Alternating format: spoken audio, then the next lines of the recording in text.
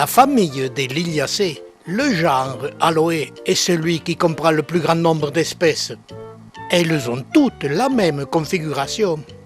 Des feuilles étroites et longues partent toutes de l'apex, ce qui la fait ressembler souvent à un agave. Et elles ont souvent créé la confusion. Pourtant, il est très facile de les reconnaître. Il s'agit simplement de sectionner une feuille pour s'apercevoir que les aloés n'ont pas de fibres dans les feuilles.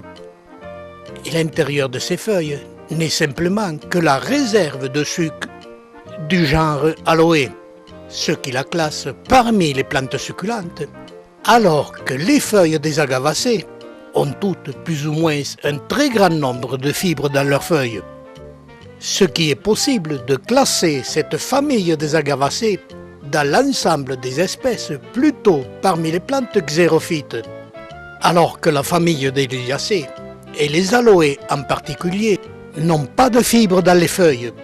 En plus, les aloés refleurissent tous les ans, ce qui n'est pas le cas pour les agaves. La difficulté pour le genre aloe, c'est l'identification des espèces, qui sont très nombreuses.